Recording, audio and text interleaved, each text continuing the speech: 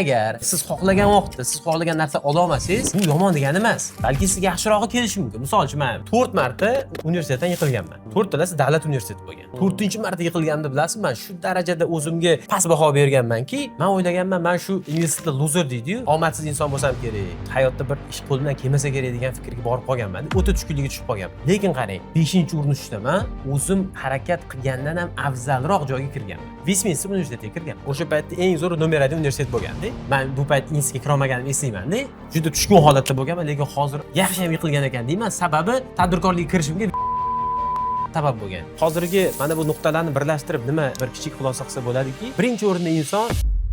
Assalomu alaykum hammaga. Jahongir akaning YouTube kanallarida sizlar bilan ko'rishib turibmiz. YouTube'ga kontent qilmoqchi edik Jahongir aka bilan va monolog formatida o'zi rejalashtiryaptik. O'sha mavzuni yoritib, o'sha mavzu haqida gaplashib berishga kelgan. Shu masalani o'zi gaplashib turganimizda mana shunaqa gaplashib o'sha olib chiqmoqchi bo'lgan mavzuyimizni tashkillashtirsa qanaqa bo'larkan? Xuddi shunaqa atmosfera aytaylik, o'tiribmiz, kafeda o'tiribmiz, choy ichib, suhbat formatida o'sha narsani qaysi mavzuni olib chiqsangiz, savol-javob formatida qilsa, menimcha ko'proq men ochila olaman, aytmoqchi bo'lgan narsani ko'proq yetkaza olaman degan fikr berdilar va mana shu sabab bugun xuddi shu syomkalarni tashkillashtiryapmiz va foydali ma'lumotlarni, aytmoqchi bo'lgan katta-katta mavzularimizni xuddi shunaqa suhbat formatida Jahongir akaning sahifalarida chiqarib borishni tashkillashtiryapmiz. Hammaga assalomu alaykum. To'ppa-to'g'ri, o'zi bundan oldingi birinchi suhbatimizda mana shunaqa kofening ustida bo'ldi, o'tirib gaplashib, soatlab gaplashib qoldik, keyin o'yladik, mana shunaqa suhbat formatida, erkin formatda, maksimal darajada tabiiy formatda suhbat qilsak-chi, shu orqali balki nimadir misol uchun foydali narsa yetkazamiz degan bir maqsad bor edi. Shuning uchun mana bugun yana bir marta shu oddiy kafeniyada o'tirib, kofe ichib, sok ichib, xudo xolasa suhbat qilamiz. Nasib bo'lsa.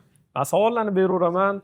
Jahongir akani bu savollar bo'yicha fikrlarini, dunyoqarashlarini olamiz va shu doirasida foydali informatsiyalarni chiqarib olamiz deb o'ylayman. Va yana bitta narsa, bu hammasi baribir subyektiv fikrlar.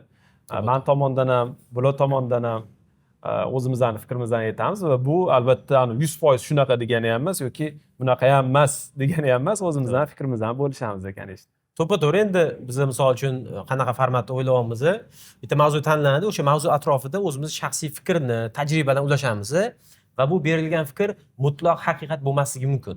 Va bu berilgan fikrga siz qo'shilmasligingiz mumkin va bu normal holat.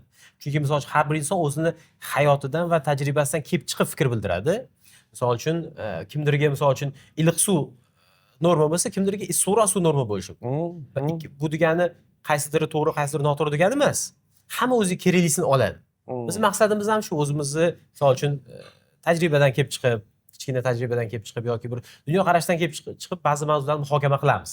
Va buni hammasi iliq suhbatlar formatida bo'ladi. Xudo xolasa aka. Jahongir aka bilan biz ancha gaplashib o'tirdik, mavzularni necha yillardan beri kuzataman va bilaman, bildim, yana ham chuqurroq bu narsani o'rgandim.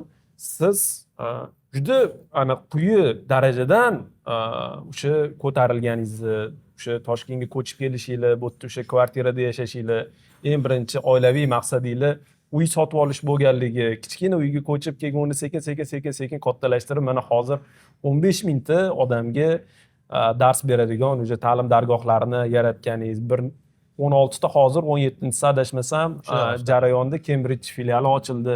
O'ziga yarasha deyarli hamma yigitlar havas qiladigan o'sha darajaga chiqildi-da. Nimalar qilish kerak mana shu o'zingiz tajribangiz bilan agar bo'lishsiz? Endi Asrorbek, to'g'risi juda ham katta mavzuni ochdingiz hozir. Bu mavzuda soatlab gapirsa bo'ladi. Endi men hozir sal uzoqroqdan olib kelaman, kontekst tushuntirib, o'zimning fikrimni bildiraman va bu yerda avvalambor bir narsani tushunishimiz kerak. Mana misol uchun o'sha moliyaviy holatimiz, moliyaviy qiyinchilikdan chiqib ketish deganda bu rizq masalasiga borib taqaladi. Peshiningizga millioner bo'lish yozilgan bo'lsa, siz bo'lasiz. Yozilmagan bo'lsa, bo'lmaysiz.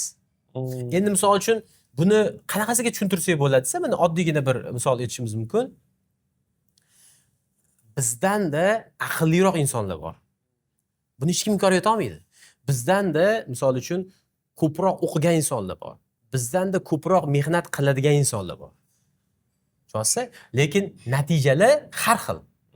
Agar har doim biza topadigan pulimizni, rizqimiz to'g'ridan to'g'ri ishni hajmiga, bilimni darajasiga bog'liq bo'lganda bunaqa taqsimot bo'lmagan bo'lardi.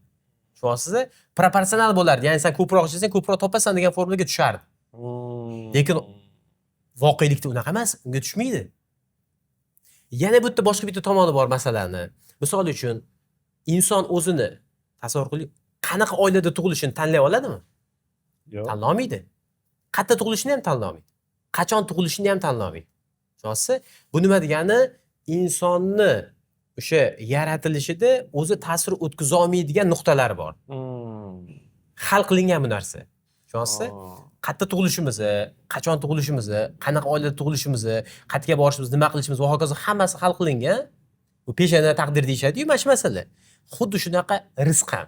Tushunyapsiz? Endi agar inson buni tushunsa, pul topish masalasiga boshqacha rakursdan qaraydi. Ancha yengilroq bo'ladi. Tushunyapsiz? Faraz qiling, misol uchun, men ingliz tilida dars beraman. Men aytaylik shu IELTSdan 8 olish yo'lini bilaman. Qanaqadir bir o'zi unaqa yo'li yo'q. Aytaylik bir qing'ir-qiyshiq yo'llar bilan sizga 8 olib berish imkonini bilaman. Misol, men sizga Asrorbek, qo'yingiz xotirjam qiling, 8 sertifikat bor deyapman. Endi mana shu holatda siz IELTS olishga qanaqa tayyorlanasiz? Bunaqa garantiya bo'lmasa qanaqa tayyorlanasiz? Tushunyapsizmi?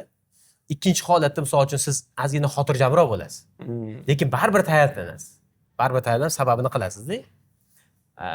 Chunki u yerda misol shart qo'yishimiz imtihon kirishingiz kerak, topshirishingiz kerak, lekin natijani bu yerda hal qilamiz degan narsa bo'lishi mumkin.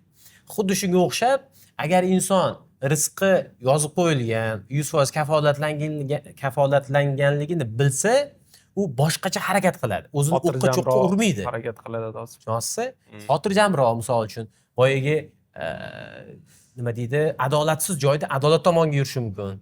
To'xta, meni rizqim hal qilingan bo'lsa, men shuni halol yo'l bilan qiling.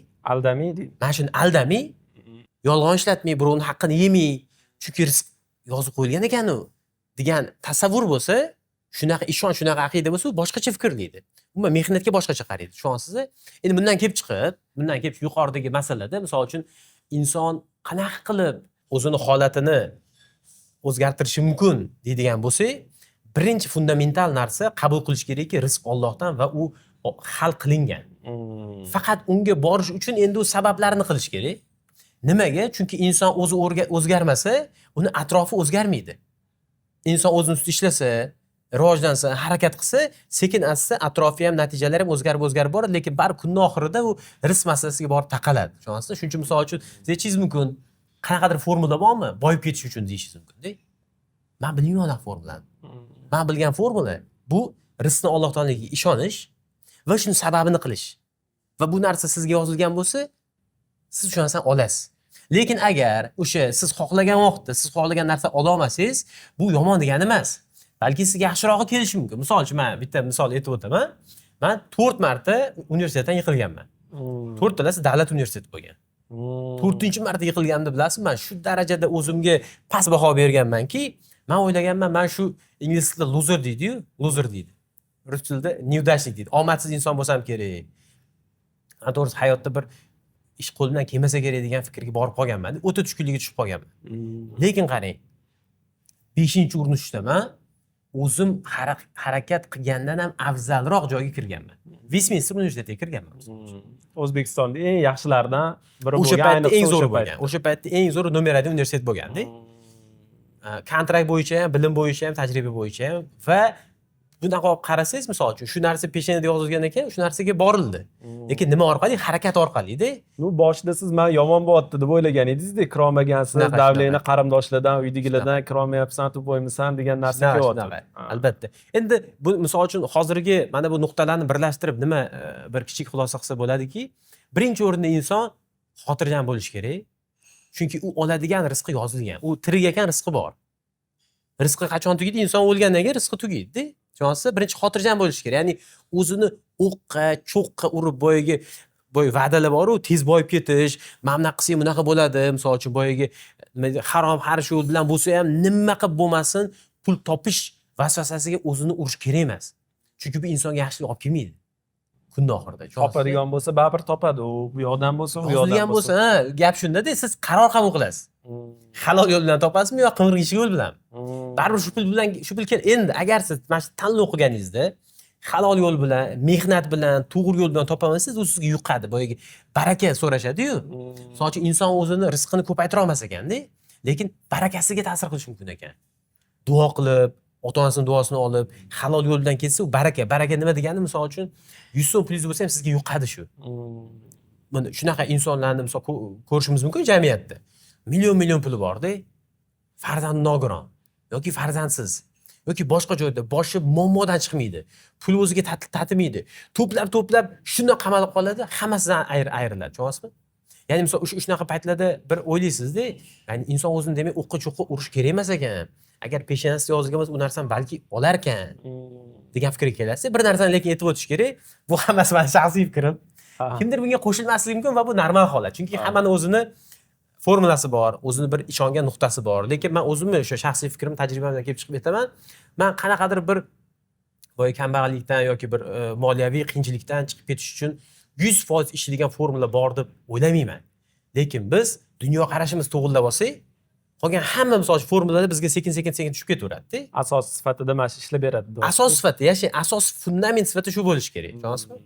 Ya'ni ko'p ishlash barobar ko'p pul degani emas. Har doim. Endi men savollar ham yig'ilib ketyapti. Shu parallelni mana shularni berib ketmasa oxirida anaqa bo'lib qolar ekan. Yig'ilib qolar ekan. Endi mana bitta endi xulosalar paydo bo'lib qoldi-da. Ishlamasdan ko'p pulga ham o'sha borib qolsa bo'ladimi degan birinchi savol. Ikkinchi masala, aytaylik, siz o'qituvchi edingiz yoki mana qarang, o'sha rizq masalasi boshqa, o'sha ularga men qanaqadir o'z fikr bildirishga haqli odam emasman. 100% to'g'ri demoqchiman. Endi lekin o'zingiz mana ofitsiantlik ham qilgansiz yoki bozorlarda uje 6 yoshingizdan, 7 yoshingizdan, juda kichkinaligingizdan uje bozorlarga chiqib, 6-7 emas u. 10 yoshlar taxminan. 9-10 yoshlardan uje bozorlarda ishlashni boshlagansiz va anaqada bo'ldi deb o'zi baribir kelar ekan deb o'sha yerda qotib qolganingizda hozirgi 16 ta filial 15 ming ta o'quvchi bo'lmasdi degan joyichi. Endi bu yerda boshqa bir tomoni bor-da. Bizi sabablar dunyosida yashaymiz. Misol uchun nimadirga erishishingiz uchun bari sababini qilishingiz kerak. Tushunasizmi? Endi misol uchun aytaylik, bir misol keltirgandim bitta suhbatda. Faraz qilaylik, ikkita inson cho'kyapti. Suvga tushdi, qiyin ahvolda. Albatta bu yerda misol uchun peshonasiga o'lish yozilgan ikkalasi ham o'lib ketadi. Lekin kimni tirik qolish ehtimoli ko'proq desangiz, suzishni bilgan odamni. Tushunasizmi? Suzishni bilgan odamni. Ya'ni misol uchun u inson o'sha suvdan chiqib olish uchun ham suzishni o'rgangan bo'lish kerak-da. Endi misol uchun agar siz yoshlikdan hamma harakatlarini to'g'ri qilib, mehnatdan qochmasdan, chunki misol uchun sabab degani urug' eksangizgina u hosil beradi. O'tirursiz uyda, rizqim kelar ekan desiz, to'g'ri kuningiz o'tishi mumkin qanaqadir. Lekin nimadir boyaga natija qilish uchun baribir sababiga borib taqaladi. Kattaroq natijalarda sababini qilish kerak bo'ladi. Sababga borib taqaladi. Shu uchun ham misol uchun inson agar kerakli joyda boyaga misol uchun shu o'zini aytaylik kerak bo'lgan ko'nikmalar deymizmi, bilimlar deymizmi olib harakat qilsa, boyaga rizq ham unga kelishi, meni o'zimning fikrim, osonroq bo'ladi-da. Tushunasiz, lekin baribir o'sha rizqni oladi. Misol uchun aytaylik, bu yerda inson ta'sir o'tkaza olmaydigan nuqtalar bor. Misol uchun bilsangiz, shunaqa bir anaqa bor, kerakli joyda, kerakli vaqtda bo'lib qolish masalasi bor-da. Mana misol unga qanaqa ta'sir o'tkazasiz? Kimdir bilan tanishib qolish masalasi. Kimdir bilan o'sha kafeynada ko'rishdingiz, o'chirtingiz kelyotdi, siz u kishiga o'z o'chirtingizni berdingiz, tanishib qoldingiz, kelajakda biznesda partnyor bo'ldingiz. Mana shu yerda siz bo'lishingiz kerak, siz bo'ldingiz-da, tushunasizmi? U kishi bo'lishi kerak, u kishi ham bo'ldi. Lekin misol uchun siz aytaylik o'sha paytda boshqa inson bo'lishi mumkinmi desa, bo'lishi mumkin emas edi, chunki u sizni peshonangizda bor ekan, shu narsa amalga oshdi-da. Tushunasizmi? Lekin baribir inson misol uchun bitta joyda harakatsizlikdan o'tiraversa, u lekin biror bir natija qilishi baribir qiyin bo'ladi-da. Chunki misol uchun biz har doim bu dunyoga mana kelmizki, o'zimning shaxsiy fikrim, ya'ni shu harakat uchun qaysidir ma'noda yaratilganmiz. Harakat qilib, mehnat qilib, dunyoni obod qilib, misol uchun yaxshi narsalar o'rganib, insonlarga yaxshilik ulashib, mana shunaqa bir kayfiyatda yashashimiz kerak deb hisoblayman-da. Shuning uchun ham harakatsiz o'tirgan odam endi mana Risoz degan ekan, to'g'ri, mana faqat mana shunaqa narx qilar ekanmiz desa, baribir uni barakasiga borib taqaladi. Harakat qilib, o'zini kuchi bilan aytaylik boyagi sabablarni chiroyli ravishda qiladigan bo'lsa, misol uchun rizqi ham menimcha shu barakadek bo'ladi. Demak, menda o'z hammasi anaqa qilib qo'yilgan-ku, rejalashtirib qo'yilgan-ku deb hech narsa qilmay o'tirib, qaysidir rezultatni kutish ham noto'g'ri. Bu ham noto'g'ri. O'sha yozilgani balki mana bu ishni mana bunaqa qilganimdan sababli bo'ladi. mana bu sabab tufayli, mana bu sabab tufayli, mana bu ishni mana bunaqa qilgan, mana buni qo'shganimdan kelgan o'sha paydo bo'ladi degan narsaga qarab, o'sha yurishi demak to'g'riroq bo'lar ekanda. Shunaqa. Bu yerda endi asosiy narsa boya yuqorida ta'kidlangandek, inson misol uchun o'zini o'qqa-cho'qqa urmasligi kerak deb hisoblayman. Ya'ni любой ish qilib ketaversh kerak emas deb hisoblayman. Endi albatta bu narsa misol uchun endi biz shunaqa tarbiya ko'rganmiz-da, otamiz rahmatli o'rgatgan yoshligimizda o'zlari o'qituvchi bo'lganlar, farmatsevt bo'lganlar aytganlar misol uchun birovni haqqiga olmagin, halol bo'lgin, to'g'ri ish qilgin, u kim narsa oldingmi qaytarib bergin va hokazo deb yoshligimizda shunaqa o'rgatishganmizki, ota-onamiz, dodalarimiz, buvilarimiz shuni hisobiga misol uchun nima qilsak ham harakat qilganmiz, shu to'g'risan qilaylik, shunaqa o'rgandik debdi. O'qqa-cho'qqa urmaslik deganimda, misol uchun любой ish qilib ketish deganda boyagi bu ishni misol uchun qanaqaligi insonlarga manfaati bormi va hokazo. To'g'ri, noto'g'ri ishni ham qilish kerak emas demoqchisiz. Shunaqa-da misol uchun aytaylik, alkogol sotadigan ham o'sha pulni topadi, bu yoqda misol uchun halol restoran qilib qo'ygan o'sha pulni topadi-da, u pulni barakasida misol. Shuning uchun inson baribir kunning oxirida o'zi qaror qabul qiladi, o'zi tanlaydi-da, qaysi yo'ldan yurishini. O'sha yo'ldan yurganda maksimal darajada yaxshi tomonni tanlaydigan bo'lsa, uni natijalari ham yaxshi bo'lishiga men ishonaman, to'g'risi. Tushundim. Endi o'zim tajribalarimni qo'shib aytib ketiraman. Ochiq gaplashyapmiz hammasini. Men kasbimiz endi taqozosi bilan ko'p moliyaviy holati yuqoridan ancha teparoq bo'lgan odamlar bilan o'rtadan tepadan ham teparoq odamlar bilan juda ko'p gaplashaman, ular bilan ishlayman, o'sha chuqur raspakovkalarga kiramiz. Bir necha yillardan beri shu narsa bilan band bo'lib qolganman. Va juda ko'p suhbatlarimda hammasida ekan men eslolmadim. Mana bunaqa bo'ldi, keyin o'zidan o'zi menimcha pul keldi, keyin men boy bo'lib qoldim degan narsani men eslolmayman. Hammaligisini nima etaplardan o'tdingiz deb gaplashib chiqqanimda hammada o'zim men dangasa edim, o'sha uyda o'tirardim yoki boshqa qilardim bilan pul hech kimda ko'paymagan. Hattoki o'sha ota-onasidan, o'sha avloddan avlodga o'tib kelayotgan biznesni boshqarayotgan odamlarda ham yoshligidan mehnatda o'sgan, juda ko'p ish qilgan, o'sha dalalarga chiqarishgan, bozorlarga borilgan, o'sha chet ellarda ishlangan, o'qilgan va shunga o'xshash juda ko'p bosqichlardan deyarli hamma o'tgan va buni asosida men o'zimga bitta kichkina endi xulosa qilib oldim.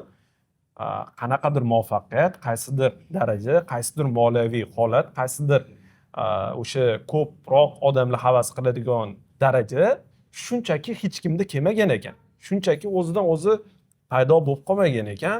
U o'sha harakat, birinchi o'rinda mehnat, ikkinchi o'rinda o'sha kerakli bilimlarni olish va uchinchi o'rinda albatta hozir o'zingiz aytgan narsalar hammasi menimcha mix bo'lganida o'sha narsalarga erishilar ekan degan xulosaga keldim-da. Bu tomoniga men o'zingizda ham rosa mehnat bo'lgan ekanda. Men eshitib og'zim ochilib qoldi. Ya'ni kun aytib berganingiz rosa mehnat bo'lgan ekan. O'sha choy sotishdan boshlanganiyu, hozirga yetib kelgan. Hozir ham mehnatdasiz-da, mana aytib ketiraman. Bugun mana uchrashganimizda men syomkaga 7larda kelgan bo'lsam, ertalab bular soat 4:30da уже yugurib Tashkent City dedim.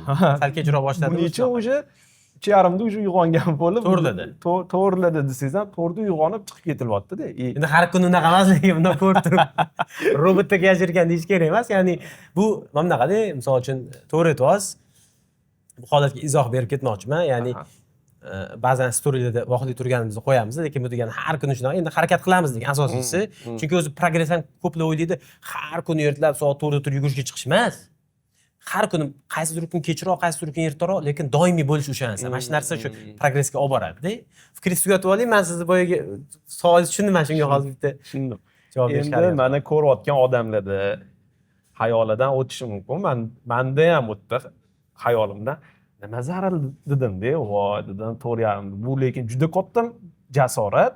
Suv ana o'rindan turib, ertalab masjidga kelib, sovuqda yugurish birinchi o'rinda va bu narsa agar odam majburlikdan qilayotgan bo'lsa ikkilamchida, lekin hamma imkoniyatlar borligida, o'sha moliyaviy holat erkinligida odam o'zida bunaqa kuch topib bunaqa qila olishi bu juda katta jasorat desa ham bo'ladi va bu qanaqa paydo bo'lgan desa, o'sha moliyaviy erkinligi chiqqungacha bo'lgan etapda ko'nikmalar odat shakliga уже kelib, hammasi sekin-sekin shakllanib, tirseti уже yopishib qolgan. Endi uni xohlasangiz ham ajratib ola olmaydigan o'sha etapga kelib qoladi. Men o'yladim, shunaqa nima zaril mana shu anaqa qilib shuncha. Qarang, hozir yugurishga qaytamiz. Nima zararligiga qaytamiz. Undan oldingi fikrni men to'ldirib ketmoqchiman. Mana faraz qiling, siz mana aytaylik, mana musobaqada ishtirok etyapsiz. Yugurish bo'yicha. Marafonda deylik. Endi savol, siz bilasizmi, siz yutasizmi, yutmaysizmi? Hali endi startda turibsiz. Bilasizmi siz? Bilmaysiz. Aka bilmayman. Lekin peshangizda yo yutish yo yutqizish yozilgan. Ha, aniq. Uni bilish uchun nima qilasiz? Yugurib ko'rishim. Yugurasiz. Tushunasizmi? Yugurasiz. Aytmoqchi bo'lganim, sizni peshangizda o'sha boy bo'lish yozilganmi, yozilmagan bilmaysizmi? Demak, agar siz o'tirsangiz 0 degan. Ha, agar shu yugurmasangiz, harakat qilsangiz, bilib olasiz qancha yozilgan. Tushunasizmi? To'g'ri, sizda misol uchun aytaylik, tengdoshingiz bu yerda BMWda yursa, Asror degan tengdoshingiz misol uchun X5 da BMWda yursa misol uchun. Aytaylik, siz harakat qildingizda bevayda oldingiz. Ha. O'sha davr uchun demak sizga shu yozilgan ekan, yoshingiz teng bo'lsa ham-da. Lekin siz harakat qilmaganingizda bilmasdingiz-ku, 0 bo'lardi-ku. Misol uchun rizqim yozilgan ekan deb o'tiraverish bu 0 ga teng degan, tushunasizmi? Endi siz rizqingizda nima borligini bilishingiz uchun ham harakat qilishingiz kerak. Xuddi musobaqada qatnashishga o'xshaydi bu. Siz bilmaysiz-ku hozir qancha narsa yozilgan sizda. Lekin shuni amalga oshirish uchun at least ingliz tilida kamida harakat qilishingiz kerak bugun, tushunasizmi? Shundan demak biz hozir bundan oldingi fikrlarimiz mantiqiy bog'lanadiki, rizq hammada yozilgan. Va uni ko'paymaydi ham, kamaymaydi ham. Lekin biz Allohdan so'rab, ota-onamizdan duo olib, yaxshi ishlar qilsak, inshaalloh rizqimiz barakali bo'ladi. O'zimizga, farzandlarimizga, oilamizga yuqadi, baxtli hayot kechiramiz. Lekin o'sha rizqni qo'lga kiritish uchun siz bilmaysiz qancha rizqingiz yozilgan. Uning uchun nima qilib mehnat qilish kerak va sababini qilish kerak, tushunasizmi? Xuddi boyaga aytgandek, musobaqada qatnashdingiz, bilmaysiz. Birinchi kelasizmi, ikkinchimi, uchinchimi? Lekin baribir yugurishingiz kerak. Shuning uchun ham rizqingiz qanchaligini bilmaysiz, lekin baribir harakat qilishingiz kerak. Qiyinchiligidan o'tish kerak. Qiyinchilik rozi bo'lib, inson mehnatkash bo'lishi kerak deb hisoblayman. Endi mana shu fikr bir-biriga bog'landi-ku. Rizq tayin ekan, harakatimiz buni asosiy ekan. Harakat qilmasa bilmas ekanmiz biz qancha rizq yozgan, nima qilgan va hokazo. Harakat qildikmi? Endi biz o'sha harakatni eng zo'r usulda qilishimiz kerak. Shunaqa deb hisoblayman. Ya'ni siz ofitsiantmisiz? Eng zo'r bo'ling. Tushunasizmi? Bu ham harakatda, misol uchun bo'lishi mumkin. Siz harakat qilish deganda kelasiz, misol uchun hozir Safiyada o'tiribmiz, Safiyaga ishga kirdingiz. Ofitsiantlardan biri bo'lasiz. Harakatingiz men hisoblayman, misol uchun sizga shu imkoniyat berildi, 7,5 soat mehnat qilishga layoqatingiz bor. Maksimal darajada o'sha ishga kirish kerak deb hisoblayman-da. Bu meni misol uchun oxirgi yillarda qilgan xulosamda. Biror bir ishga kirishdingizmi, maksimum qiling. Men misol uchun men o'zim aytaylik shu tadbirkorlik faoliyatimni 10 yoshdan taxminan boshlaganman. Ipodromda ota-onam konstovar sotib berishgan, Solnichnikda joy ijaraga olib berishgan. 3 oy yozda sotganman. 2 oymi, 3 oymi o'sha sezon payti. Va o'sha yerda misol uchun tish tirnog'im bilan boyaga harakat qilganman-da, işte bu foydali chiqish uchun-da, ota-onam chunki imkon bergan. Shunaqa. Undan keyinroq misol uchun men avtomoykada ishlashni boshlaganman. Choy sotganman Farhod bozorida. Tushunasizmi? Ikkita bola choy sotardi. Men bilan bitta bola. Men yaxshiroq choychi edim. Nimaga? U 1 litrlikni 100 so'mdan sotardi, men 1,5 litrlikni 100 so'mdan sotardim. Va men o'sha gigiyenichnik qilardim. Hammasini o'zimiz qanaqa choy ichsak, shunaqa choy pakovka qilib sotardik misol. Tushunasizmi? Aytmoqchi bo'lganim, men yaxshi choy sotuvchi bo'lganman. Endi keyin mo'ykaga ishga kirganman. Mo'ykada men eng zo'r mo'ykachilardan bittasi bo'lganman. Nimaga? Chunki misol mijozlarim bo'lgan, so'rab kelishgan va hokazo chiroyli muomala qilib, misol uchun mashinalarini chiroyli yuvib qo'yib, yaxshi kayfiyat kuzatib yuborardik-da. So'rab kelishar. Tushunasizmi? Lekin o'sha yerda misol uchun bir 20 ga yaqin boshqa yana yuvuvchilar bo'lgan, kimdir siz so'rab kelishi, demak bu siz nimadir yaxshiroq qilasiz, to'g'riroq qilasiz degani-da. Aytmoqchi bo'lganim, undan keyin ofitsiant bo'lib ishladik, yaxshi ofitsiantlardan bittasi bo'ldik misol uchun. Siz nima ish qilsangiz ham o'sha sababini ham mukammal qilish kerak-da, bilib olishingiz uchun. Tushunasizmi? Siz по-любому harakat qilyapsiz, по-любому yuguryapsiz, musobaqadasiz, yugurishni boshladingiz. Baraka topib, shu imkoniyat berildimi, maksimalni yuguring. Keyin bilib olasiz finishga kelganda sizniki nimaligini, tushunasizmi? Lekin o'sha yugurish degan joyida o'sha masofani bosib o'tayotganda siz maksimalni o'zingizda borini berishingiz kerak. Oxirigacha harakat qilishingiz kerak-da. Чтобы keyin finish kelgandan keyin voy, men bitta men sal yurdim-da, shuni o'rniga men yugursam bo'lardi degan afsuslanish bo'lmasligi uchun maksimalni o'sha paytda harakat qilishingiz kerak. Shunaqa deb hisoblayman, tushunasizmi? Ya'ni misol uchun o'sha rizq yozilganligi, uni asos harakatligi, lekin harakat ham qildingizmi, shunaqa imkoniyat berildimi, maksimal shuni eng yaxshi shaklda, sababini yaxshi shaklda qilishingiz kerak deb hisoblayman-da. Ha, tushundim. Endi nuqtalar menimcha bog'landi. Ha, tushundim. Nuqtalar ancha bog'landi.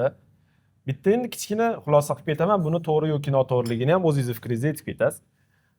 Demak, hayotga endi boya yugurish misolida ko'rdik, boshqa hayot misolida ko'radigan bo'lsak, men aytaylik, hozir mana 28 ketyapman. Yana shu men tengi bola va ikkalamizni oramizda natija bo'lsa, u nima dedi? Men bevaydi dedim va ishlarimiz turlicha bo'lishi mumkin. Endi men kechqurun aytaylik bolalar bilan klub yurib yoki kalyanni qurullatib o'tirib yoki yana Qurilashni ham bilar ekansiz.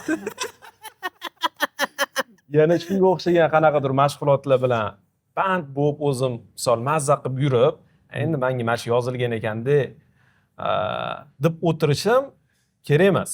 Barakani uchiradi bu. Va endi umuman aytaylik, hozir uni misollar bo'ldi.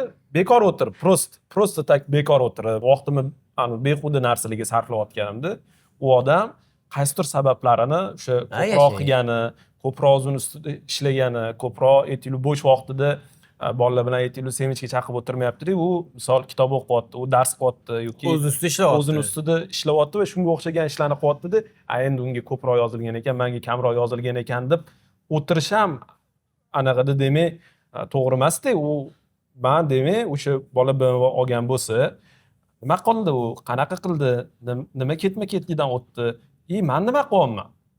Men o'sha odam qilayotgan mehnatni qilyapmanmi? Men o'sha odam qilayotgan ishni qilyapmanmi? O'sha men tengi bola bosib o'tgan yo'llarni men ham o'ta olganmanmi degan narsa haqida o'ylab, demak men ham o'zim ustimda ko'proq ishlashni, vaqtimni bebirsga narsalarga emas, rivojlanishga o'zi ishlatib, shu bilan birga sohamni eng yaxshisi bo'lishga tomon yurishim kerak ekanda. Shunaqa, endi bu yerda ya'ni qo'shimcha qilib ketmoqchiman. Ya'ni Alloh taolo nasib qilmaydigan narsani hayol qildirmaydigan gap bor-da. Buni sahobalarda qaysidirlar aytgan. Adashmasam Usmon ibn Affonmi, adashayotgan bo'lishi mumkin, esimga kelmadi. Ya'ni siz biror narsani hayol qilyapsiz. Prosta endi bu boru, men shu vertolyotim bo'lsa zo'r bo'lardi degan emas. Ko'ngildan keladi. Ko'ngildan, ichingizdan kelyapti-da. Men shu ishni qila olaman. Men shuni qilmoqchiman. Qanday imkoniyatim bo'lsa, men shu ishlarni qilsam deydigan ichingizdan olov bor, xohish bor-da. Bejizga emas. Tushunasiz? Bu belgi. Chunki Alloh taolo nima deydi? Amalga oshmaydigan narsani hayol qildirmaydi-da. Siz hayolingizga kelyapti, demak bu amalga oshish ehtimoli bor. Bu bir. Mana shu g'oyani ushlab turamiz. Bu yoqda rizq haqida gapirdik. Alloh taolo shu hamma rizqni yozib qo'ygan, shu peshanda yozilgan bo'ladi. Bu 100%. Buni tasdiqlab oldik. Endi siz hayol qilyapsiz, o'z maqsadlaringiz bor. Va bu rizq masalasi yozilgan. Endi siz shu narsaga erishasizmi yo'qmi bilmaysiz-ku. Borish uchun endi siz maksimal harakat qilishingiz kerak. Tushunasizmi? Demak, hayolimga kelgan bo'lsa, demak u meniki bo'lishi mumkin. Mumkin lekin mumkin. Tushunasizmi? Endi o'sha mumkinligini bo'ladimi yo'qmi? Qanaqa bilamiz? Siz harakat qilib bilamiz-da uni. Kutib emas. Nimaga? Chunki aytdik-ku, suzishni bilmaydigan odam cho'kib ketishi ehtimoli katta. Suzishni bilgan odamga nisbatan. Chunki u sabablarni yaxshi. Endi ajal kelsa suzishni bilgan ham ketaveradi. O'tgan yilda mana Bosforda ikkita kontinent, buni bilsangiz, Turkiya, Istanbul, Yevropada ham, Osiyoda ham joylashgan. O'rtasida Bosforni suzib o'tish musobaqasi bor. O'sha musobaqa 6 kilometr suziladi. Eng ekstremal suzish musobaqalaridan bittasi. Va o'shanda o'tgan yil bitta trener cho'kib ketdi. Trener. Trener. Shunisi trener, ya'ni u o'quvchilari bilan o'quvchilar suzib o'tgan, trener cho'kib ketgan. Endi u misol uchun aytishdi, kiyim kiygan, yangi kiyim kiygan, suzadigan va u yopishgan, nafasini siqqan, qaysidir nuqtada misol uchun u o'sha suzolmay qolgan deyishdi. Aytmoqchi bo'lganim bu hozirgi misol. Ya'ni ajal kelsa suzish bilgan ham, bilmagan ham cho'kadi. Lekin kimni ehtimoli yuqorisi suzishni bilganni, sababini to'g'ri qilganni. Chunki endi siz misol uchun peshonangizga nima yozilgan bilmaysiz. Lekin harakat qilibgina siz uni misol uchun yaxshiroq tushuna olishingiz mumkin. Sizni xayolingizga shu narsa ichingizdan yondi keldi, misol aytyapsiz, bir inson aytyapti, "Men deydi, shu ovqat pishirishga anaqam bor-da. Qaniydi bir restoranim bo'lsa-da, men shu ovqatlar pishirsam, mazali taomlar bilan insonlarga ulashsam desa-da, misol uchun. Demak, unda bo'lish ehtimoli bor-da. Faqat uni endi mehnat qilish kerak, sababini qilish kerak. Endi ovqat pishirishni o'rganish kerak. O'rganish kerak, restoran ishga kirish kerak, ishlash kerak, sir-asrorlarga harakat qilsa, Alloh taolo bir kun emas bir kun o'shani beradi va peshonasiga yozilgan bo'lsa, degan joyi ham bor. Chunki lekin yozilgan ham yozilmagan ham qachon biladi? Harakat qilibgina biladi-da. Tushundim. Demak, mana kafeni ochgisi kelyapti. Kafinez bo'lishi xayolingizga kelyapti. Uni zo'r orzungizdagi qilib tashkillashtirish. Endi bu bor, boyaga misol uchun bunday qarab turib, "Mana bu odamda BM bor ekan, mana shu BM mengim kelyapti" deyishmasdi-ku, tushunasizmi? Bu endi boyaga ichingizdan keladigan xohish deb o'ylayman. Bu meni fikrim, yana bir marta aytaman, bu shaxsiy fikr. Kimdir unga qo'shilmasligi mumkin va bu normal holat. Ichingizdan yonib kelyapti o'sha narsa. Demak, ichingizdan keldimi, Alloh taolo shu narsani demak sizga nasib qilish mumkin degan bir ishonch bor. Shuning uchun endi bunga tish tirnog'ingiz bilan harakat qilishingiz kerak-da. Shundagina bilib olasiz. Endi boyaga odam endi rizq Allohdan ekan. Bu kuni o'tadimi, kuni o'tadi. O'lib qolmaydi u. Shu narsa lekin garantiyada. O'ldi demak rizq tugadi. Tirikmi demak rizqi bor. Misol uchun o'tirursa qo'shnisi ovqat olib keladi misol uchun. Farzandi ovqat olib keladi, o'tiraveradi misol uchun. Nimadir anaqa qilish yoki misol uchun kimnidir nimadir berish mumkin. Bo'ldi. Bunaqa hayotda nima qizig'i bor deysiz-da, tushunasizmi? Biz bunaqa hayot uchun dunyoga kelmaganmiz-ku. Hattoki hayvonlar ham o'zini yeydigan narsasi uchun kurashadi-ku. Ular misol uchun rizq Allohdan ekan deb o'tirmaydi-yu. Ular ham kurashadi. Demak, bizning sabablar atrofimizda hamma narsa sababga bog'langan. Tushundim. Tushunasizmi? Buni qabul qilishimiz kerak-da. Bo'ldi rizq bor ekan, garantiya ekan, bo'ldi men o'tiraman. Yo'q, unaqa emas. Sababini ham qilishingiz kerak-da o'sha rizqqa erishish uchun. Tushundingizmi? Tushundim. Xuddi shunaqa tushundim. Boyagi misolda aytsam, buni mana ochmoqchiman deylik, kafeni ochmoqchiman. Zo'r orzuyimdagi mana shu narsa meni qalbimga keldi. Endi o'zidan o'zi ochilib qolmaydi bu. To'g'ri. Buni ochish uchun nima qilish kerak? Birinchi tajriba yig'ishim kerak, kofe pishirishni o'rganishim kerak. Yana o'sha bu yoqda tizim qanaqa bo'ladi o'sha narsa. Bu yerda nechtadir o'sha etaplardan o'tib pishib bo'lganimdan keyin u narsani ochish imkoniyati o'sha paydo bo'ladi. Tushunasiz? Endi mana sababga kelganda bizni hamma yoqdan olamiz. Amerika bo'lsa Amerikadan olamiz, Xitoy bo'lsa Xitoydan olamiz. O'sha sabab qilishda nomer 1 zo'rmi? Bo'ldi. Kafene bo'yicha misol uchun Safiya zo'rmi? Endi Safiya O'zbekistonning o'zimizning brend. Misol uchun aytaylik, boyagi fast food sohasida Amerika brendi zo'r bo'ldi, borib o'rganamiz. Nimaga? Chunki sabab qilishda ular zo'rmi bo'ldi, shuni olib o'rganishimiz kerak. Tushunasizmi? Bo'ldi, o'sha narsani o'rganamiz. Ya'ni sababini ham mukammal qilish haqida gap ketyapsiz-da bu yerda. Shuning uchun men yuqorida aytdim, sabab qilyapsizmi? Nima ish qilyapsiz, mukammal qiling. Oxirigacha qiling. 100% harakat qiling. Xayolingizda bor, Alloh qalbingizga soldi. Harakatni qilyapsizmi, Alloh beradi. Tushundim. Endi bermasa, Misol uchun harakat qilsa amalga oshmadi. Demak, bu yerda ham xulosa qilinadi. Mana shu men uchun xayrli ekan degan xulosa qilinadi. Men bu payt institutga kirolmaganimni eslayman-da. O'sha payt men rosa jizzaki bo'lgan, rosa asabiylashgan, boyagi juda tushkun holatda bo'lganman, lekin hozir alhamdulillah Allohga shukr deyman, yaxshi ham yiqilgan ekan deyman. Sababi tadbirkorlikka kirishimga Westminsterda o'qiganim ham sabab bo'lgan. Bu Westminsterdagi faqatgina bilimlar emas, undagi grafik katta rol o'ynagan. U yerda dars jadvali o'zgaruvchan bo'lgan. Ertalab 9 da kelasan, galstukda, formada, soat 3 gacha emas. Erkin kun tartibi. O'zingga moslab qo'yib ol. Ma'mulaga kirishing shart, buni xohlasang kir. O'zi mana shu narsani o'zingizni misolingizni bitta-ikkita keyslar bilan aytsangiz, ashu tushunarli bo'lardi. Mana misol zo'r keladi. O'zingiz qanaqa chiqib ketdingiz degan narsaga, nima sizni keysingizda qanaqa ishladi mana shu narsa degan bitta xulosalardan aytib Birinchi narsa misol uchun mendan so'rashadi ba'zan, siz shu tadbirkor bo'lishingizni bilarmidingiz deyishadi. Men bilmasdim. Men tadbirkor bo'lishni vaqti o'ylamaganman. Endi bu holatda rizq ekan Alloh berdi, shunaqa bo'ldi. Tushunasiz? Agar men boshidan endi bu boy rizq masalasi boshidan plan qilib nimadir qilgan ishlarim o'xshamagan paytam bo'lgan. Demak, nasib qilmagan ekan bu narsa. Ya'ni biz bilan bo'layotgan narsa biz uchun eng yaxshisi. Biz bilan bo'layotgan narsa biz uchun eng yaxshisi. Hatto aytishadiki, insonga o'zi bilan bo'lishi mumkin bo'lgan ssenariyni hammasini qo'ysangiz, o'zi bilan bo'lganini baribir tandirdi deyishadi. Tushunasiz? Chunki bosib o'tib bo'lganiga. Bosib o'tib bo'lgan va shu chunki u uchun eng yaxshisi shu bo'lgan. Ha. Misol uchun siz hozir shaxsiy brend bo'yicha mutaxassissiz. Faraz qiling, sizda yana 50 xil ssenariy bor, hayotingiz qanaqa ketishi mumkin bo'lgan. Oldingizga dasturxonga qo'ysa, siz baribir shuni tandirdingiz deyishadi. Tandirdingiz. Qayerda eshitganman, shunaqa deyishadi. Aytmoqchi bo'lganim, o'shandan kelib chiqib, misol uchun bizning holatimizda ham tadbirkor bo'lish вообще hayolimga ham kelmagan. Taqdir taqozosi bilan bo'lgan. Lekin imkoniyat berilgan paytda men yillab soat 3-4 gacha ishlaganman. Shunaqa holat bo'lgan. Bomdodga yaqin uyga borib, keyin misol uchun bomdoddan keyin yoki quyosh chiqqandan keyin uxlab, 10 yana ishga kelardim. Yillar davomida shunaqa davom etgan. Tushunasiz? Ya'ni imkoniyat berildimi, tish tirnoq bilan yopishish kerak o'sha imkoniyatga. Endi ko'rib olasiz, xuddi shunaqa holat bo'lgan, misol uchun qaysidir loyihalar o'xshamagan. Yillar harakat qilganmiz. O'xshamagan, misol uchun, bo'ldi, o'xshamadi deb o'tirmaganmiz. Endi sababini qidirib ketaveramiz. Jahongir aka, o'xshamagan narsalardan bir nechtasini aytib bering. O'xshamayapti menda deb o'tirgan odamlarga mana shu narsa motivatsiya bo'lib ketsa, meniki emas ekan, u deb o'tirganlar. Bittasini aytib ketaman. Insikir olmaganingiz mana bitta. Keyin o'sha bo'ykada urushib ketganingiz, mana 2. Keyin o'sha ofitsiantlikdan chiqib ketganingiz, biznesingizni o'sha o'quv markazi ochilishidan oldingi bo'lgan etap, kontraktga pul topolmay o'qishdan haydalib ketadiganingiz. Orasi ko'p ekan, hammasini aytsa qanchalik sig'dira olamiz. Keyin o'quv markazi birinchi ochganingizda arenda pulini to'lolmay yopilib ketishiga ozgina qolgani va yana mana shunaqa narsalar borki, o'xshamagan oxirgi imkoniyatlarga ilinib olib chiqib ketilganda, ko'p odam o'ylab, misol suhbatimizdan xulosaga ham kelishi mumkin. Endi yozilmagan yoki bo'lmagan yoki endi qo'ldan kelgancha harakat qildim degan xulosa ham kelib qolishi ham mumkin-da bir xillarda. Endi mana shu momentda o'zingizda bo'lgan tajribalardan ikkittasini hadsa aytib bersangiz, menimcha zo'r bo'lardi.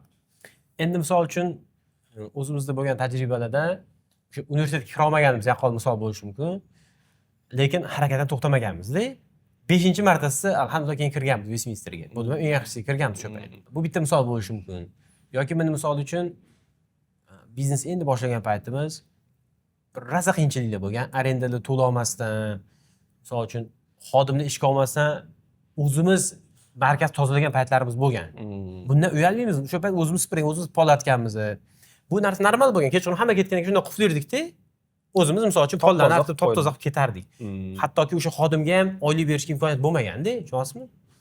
Endi misol uchun agar harakat qilinsa, o'shanaqa darajada harakat qilinsa, ya'ni siz hamma sababini mukammal qildingiz-da, undan keyin bo'lmasligi mumkin. Men endi bu bizning peshonangizda yo'q ekan-da. Lekin endi yana bir boshqa sabablarni qilasiz. Boshqa yo'nalishda boshqa sababda qilishingiz mumkin. Taslim bo'lmasligi kerak. Taslim bo'lmas, chunki u insiga kira olmadingiz-da. Birinchi yil kira olmadik, ikkinchi urinishda kira olmadik, uchinchi urinishda kira olmadik, to'rtinchi urinishda yana kira olmadik. Lekin boshqa inslarga, boshqa yo'nalishga yana harakat qilinurdi.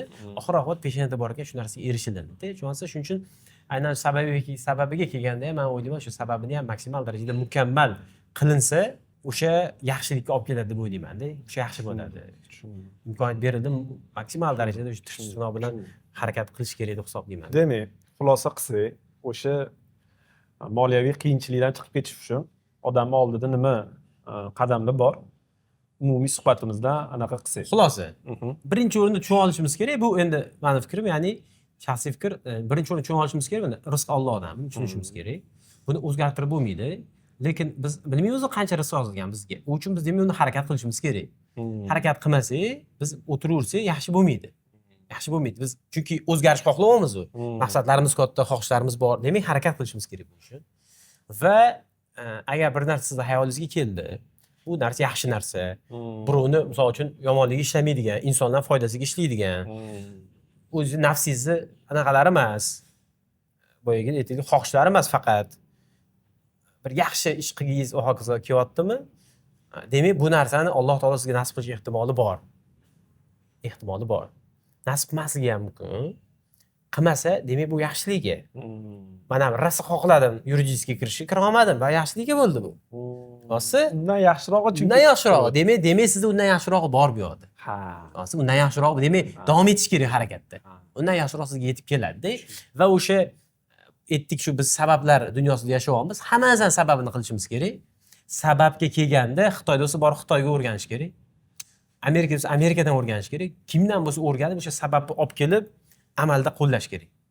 Ilm bilan yondashilinsa, ustozlar tutilsa o'sha yo'nalishda, so'rasa, surishtirilsa, hamma sababini mukammal qilsa, o'shanda keyin o'sha natija bo'lish ehtimoli ham oshadi deb o'ylayman. Va mehnatdan qochmaslik. Albatta bu hamma yo'nalishda bu boyagi o'sha sabablarning ichida eng bo'limi eng oliylaridan bittasi bu mehnatkashlik deb o'ylayman. Mehnatdan qochmaslik. Chunki baribir inson mehnat qilib ilm olaman desa, nimadir o'rganaman desa, nimadir erishim hammasini ortida mehnat yotadi. O'sha sabab ham o'zi asli mehnat. Mehnat qilasiz, keyingina natija bo'ladi. Semichkani chaqib o'tirib. Yo'q, unaqa misol uchun mana endi inson ko'rish kerak-da, faqatgina mana gap sotib o'tirsa, betayin insonlar bilan o'rtoq bo'lsa, bema'ni ishlarni qilsa, na bir o'ziga, na sog'lig'iga, na atrofdagilarga manfaat keltiradigan ishlarni qilmasdan faqatgina shu betayin insonlar bilan yurib betayin ish qilsa, natija nima bo'ladi? Siz natija ham shu betayinroq bo'lishi mumkin-da. Shunaqa. Shuning uchun yaxshi insonlarni ko'rib, qatta ko'rsa havas qilib, o'rganishga harakat qilib, olib turib o'zida qo'llashga harakat qilib ketaversh kerak-da. Shunda o'ylayman, inshaalloh shu peshanaga yozilgan bo'lsa bir yaxshi ishlar bo'ladi, xudo xohlasa. Tushunarli. Katta rahmat. Zo'r ma'lumotli bo'ldi. Siz ham menga o'xshab motivatsiya olgan bo'lsangiz, ko'nglingiz ancha xotirjam bo'lgan bo'lsa, videoga like bosib qo'yishingizni esdan chiqarmanglar. Izohlarda o'zingiz fikringiz bo'lsa, albatta yozib keting va shunga o'xshagan suhbatlarni yana chiqarganimizda o'tkazib yubormaslik uchun Jahongir akani kanallariga obuna bo'lib olish ham esingizdan chiqmasin. Qaysi mavzularda yana mana shunaqa iliq suhbatlar qilaylik, shularni yozib qoldiringlar. Va yuqoridagi aytilgan fikrlar bu meni shaxsiy fikrlarim. Agar siz o'zingiz fikringiz bo'lsa ham menga qiziq to'g'risi bu masalada o'z tajribangiz bo'lishi mumkin. Yozib qoldiring, o'qiymiz. Kommentlarni o'qib turib reaksiya qoldiramiz, balki javob beramiz. Shuning uchun bu borada suhbatni, iliq suhbatlarning davomi kommentda davom etadi. Xudo xohlasa. Rahmat.